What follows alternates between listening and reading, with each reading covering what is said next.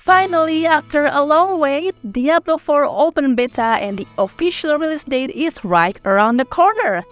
In this video, I will show you how to make the right decision by choosing which class you're into. So stay till the end for I will help you to make an important choice on Diablo 4. So as you may know that Diablo 4 will launch on June 6, 2023. With 5 classes and the lineup is almost identical with Diablo 2 all those years ago. The classes are Barbarian, Rogue, Sorcerer, Druid, and Necromancer. Now let's dive deeper into each one of these classes and find out which one suits you more.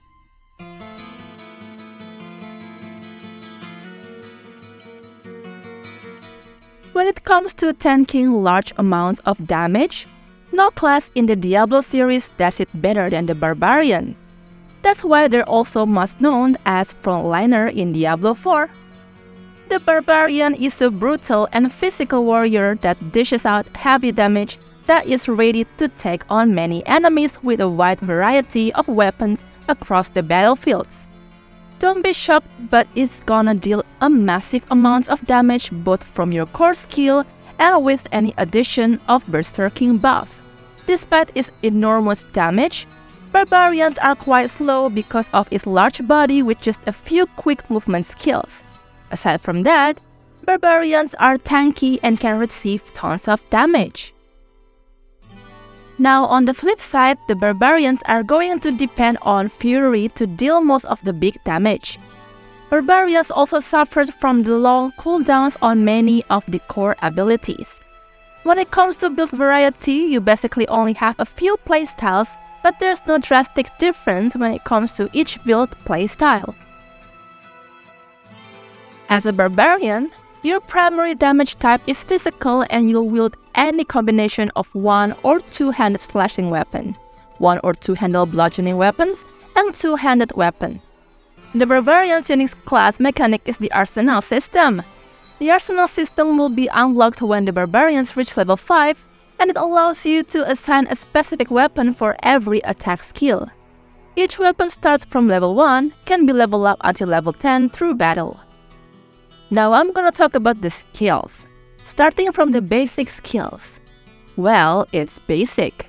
It doesn't give much damage, but it has the function to generate the fury to be used in the next skills. With these skills, you can bash the enemy with your weapon, play the enemy and inflict bleeding towards them, unleash a rapid flurry of blows, and launch forward to strike an enemy. Next is Fury skills. It has bigger damage but is using the Fury meter, and these skills are mostly AoE damage. With these skills, you can sweep your weapons from opposite ways, slam your hammer down with the Fury of the Ancients, cleave the enemies in front of you, tear into the ground and flying debris towards, and rapidly attack nearby enemies. Although you're tanky, you're not invincible. That's what we have defensive skills. Just like how's it called, defensive skills make us more tanky. With these skills, you can taunt the nearby enemies, smash the ground and deal some damage towards enemies, steal yourself and blow rallying cry that will grant your ally increased movement speed. Brawling skills are mostly focusing on crowd control skills. This skill has cooldown and this skill also can regenerate Fury meter like basic skill. With this skill, you can push enemies with you and swing through them while knocking them back. You can also throw a kick, leap forward and slam downward, and also below a mighty war cry that will increase you and your allies' damage. Weapons mastery skills also have cooldown, but mostly the skills can reset the cooldown when we kill the enemies by using these skills. With these skills, you can attempt a killing strike, skewer enemies in line, and throw a trio of chains that will deal damage towards enemies. Finally, we have the ultimate skill, which is super powerful. First, we have the Raft of Berserker that can transform the Barbarian into a searing iron giant, drastically increasing damage and movement speed. While it lasts, Fury spell will increase both bonuses, but the duration doesn't change. Then we have the Call of the Ancients, which when cast it can summon the 3 Ancients that will follow the Barbarian for the duration. Their attacks are resolved just like the Barbarians. And last but not least is Iron Maelstrom. It can whirl the weapon around on a chain, continually dealing massive physical damage.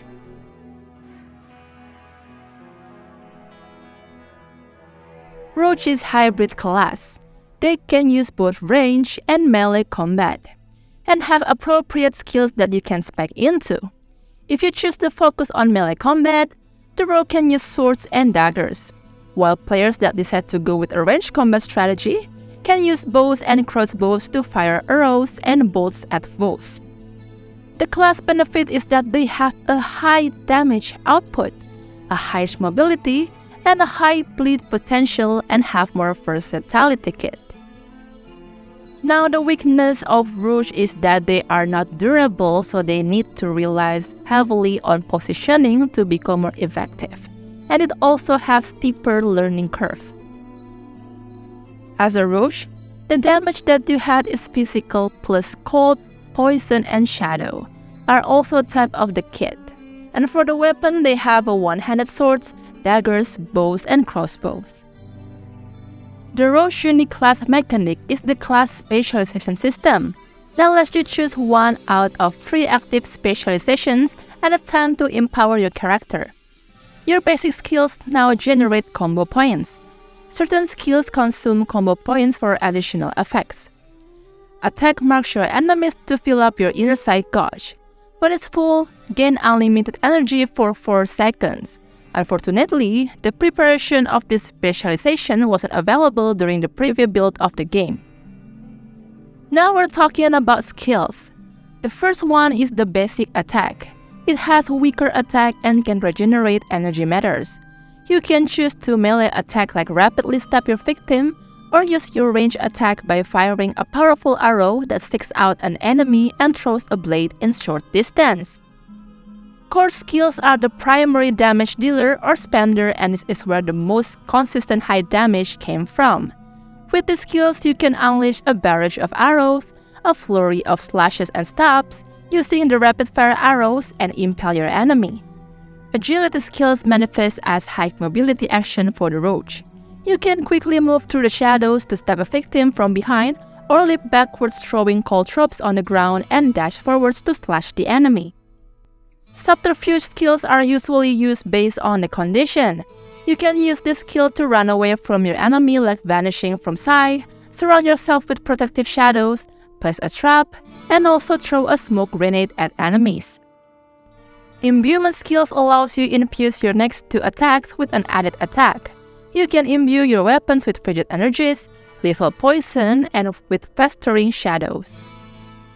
Finally, your high cooldown but destructive skill, the ultimate. The first one is the Death Trap. You can place a trap that will be activated when the enemy moves within your range. And then the rain of arrows that will rain down a wave of arrows in a large area. And last is Shadow Clone, where your shadows can mimic your actions for 15 seconds. And now we're talking about the wielder of the element, the Sorcerers. What would this game be without a mage-style range damage dealer? The Sorcerer is described as a high-risk, high-reward style of hero, harnessing potent elemental magic, but they are fragile.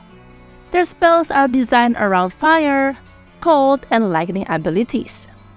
Sorcerer has massive AoE damage all the time, a huge wide array of crowd control options to control the battlefield, decent survivability with defensive abilities, and a surprising ability to move around an area in the heat of the battle.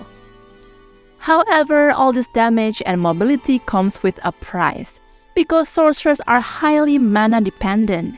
You'll also find out that if enemies put pressure on the sorcerer and get in close, we only have a few ways to survive. And this class isn't designed with team enhancements in mind. As a sorcerer, the damage you'll deal is cold, fire, and lightning damage, and you will be equipped with daggers, wand, staves, and focus. The sorcerer's unique mechanic is the enchantment slots. These slots allow you to take various skills and slot them as passives. Providing it with alternative benefits depending on how you build up your character will dictate which abilities you want to enchant. There is one restriction with this system. Players can slot ultimate skills. The Sorcerer's basic skills are low damage or more or less used to apply debuffs, or help reset cooldown of other skills. With these skills, you can unleash Arching Lightning that will shock the enemies, hurl a Flaming Bolt, throw a bolt of frost at an enemy, and launch a lightning bolt. Core skills are your damage dealer but are also extremely thirsty for mana. This is where you're going into mana issues if you're not careful about what you put onto your bards. With this skill, you can unleash a stream of lightning, release bolts of lightning that course along the ground in an erratic pattern, hurl an exploding ball of fire, unleash an orb that chills and expels piercing shards, and channel a beam of fire that will burn an enemy. Moving on to the defensive skills that will aid you with shield and movements. Sorcerer can use the Flame Shield to engulf yourself in flames, unleash a torrent of frost that will freeze an enemy, make a barrier of ice that will form around you, and you can also transform into lightning and becoming unstoppable and surging to the target location. Moving on to the Conjuration skills, which is one of the unique skills. With the skills, you can summon a 3-headed Hydra and each head will spit a fire towards an enemy. It can also conquer ice blades that rapidly slash enemies and can conquer a crackling spear of lightning that sticks out enemies. Moving on to the Sorcerer's Mastery skills, there are going to be some nice hard-hitting AoE abilities that help you control the battlefield in certain areas and situations. With this skill, you can conjure a ball of lightning that slowly moves forward and zapping the enemies, summon frigate blizzards, create a wall of flames that will burn enemies, and summon a meteor that will strike the target location. And lastly, we have the Sorcerer's ultimate skills, and these are extremely powerful. Starting off, you have Deep Freeze. This will encase yourself in ice, becoming immune for a couple of seconds and continually chilling the enemies. When the Deep Freeze ends, frozen enemies shatter from massive damage. Next up, you have Inferno. This will ignite a roaring inferno that pulls in and out of the target area, burning enemies with massive damage for 8 seconds, and then it explodes, dealing even more damage to enemies in the outer edge of the area. And lastly, you have Unstable Currents. Lightning surges within you for 10 seconds, and whenever you cast lightning skills, another random non-basic lightning skill is also cast.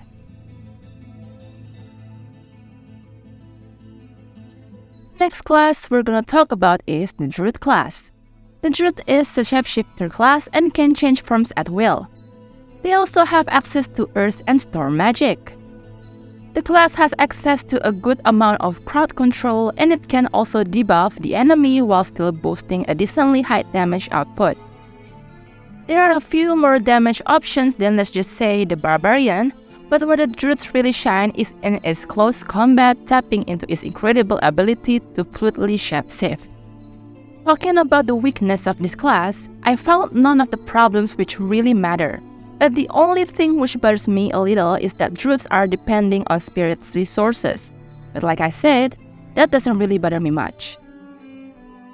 Heal this out damage via physical, lightning, and potion, and do so wielding 1- and 2-handed weapons, 2-handed weapons, and staffs for addition. This class mechanic will not be available in open beta. Even the Druid class will be playable then. But the unique mechanic of Druids is that the Druids can offer boons or sacrifice to various animal spirits, then the spirits will award passive bonuses to the Druid based on a spirit the boon are offered to. Checking out skills, starting with our basic skills. These are again low damage dealers and ways to build up your spirit resource. With this skill, you can shapeshift into a werebear and maul an enemy, shapeshift into a werewolf and shred an enemy, gather an electricity around your weapon, rush forward as a werebear, and conjure a piercing blade of wind. Spirit skills are your primarily damage dealers that utilize the spirit resource. With these skills, you can crush enemies between pillars of earth, shapeshift into a werebear and slam the ground, and conjure a vortex that moves outward and curves in a random direction. The defensive skills, we have typical buffs that enhance armor as well as the number of crowd control. With the skills, you can use a powerful winds to protect you, shapeshift into a werebear and blow with ferocity and reducing the attack speed from enemy. Rocks will surround you for 3 seconds, making you unstoppable and absorb up to 77. And shapeshift into a werewolf and tear an enemy's flesh. Past skills are larger AoE abilities with longer but reasonable cooldown. With these skills, you can unearth a large rolling boulder that knocks back and crushed enemies, and form a hurricane around you that deals damage to nearby enemies. There are also companion skills which take the form of passive summons depending on the skills chosen. Wolves, Raven, or Vine Creepers will appear and aid you in combat. Wolves bring critical strike, Ravens will add a vulnerability debuff, and Vines will unleash poison to slowly whittle down your targets. Finally are the ultimate skill. First we have the Cataclysm. A massive storm will follow you for 10 seconds, tornadoes knock back enemies and lightning strikes wildly. Then we have Grizzly Rage. This makes us shapeshift into werebears and you generate spirit faster. You are unstoppable while this skill is activated. And the last one is Petrify. This will petrify all the nearby enemies and stunning them for 5 seconds. This skill has additional 25% chance of dealing a crushing blow.